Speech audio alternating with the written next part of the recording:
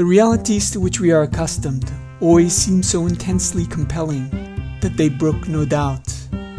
But they also confound us, for we can't imagine how others fail to perceive what we perceive so vividly, why they describe things that sound like dreams. The history of medicine is steeped in such perplexities.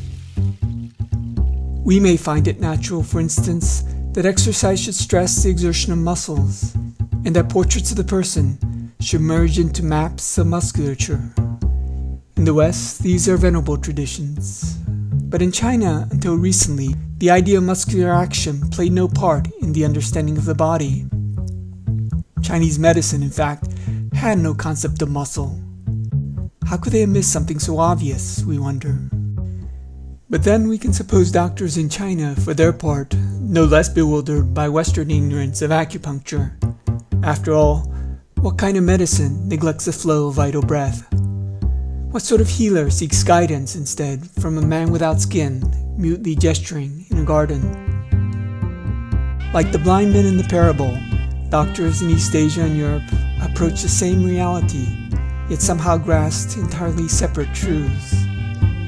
We need then to study the making of different perceptions of the real, and to understand how a particular style of knowing comes to seem like the only way to know. Our study will lead us through a marvelous labyrinth of surprising connections and metamorphoses.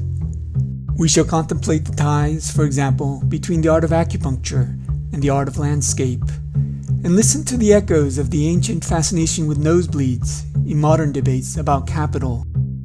We shall discover subterranean links between the birth of biofeedback, the obelisk in St. Peter's Square, the pathos of the vanities, and the hidden eloquence of tortoises.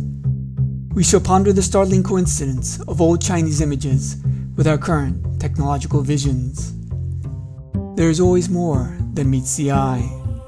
Latent in the words and pictures from faraway places and distant times are lively presences that can speak to us and teach us other ways of inhabiting the world, that can guide us, as it were, around the elephant. But we must learn how to free them from the deadening fixity of habit. We must learn to perceive a reality in which nothing is fixed in stone.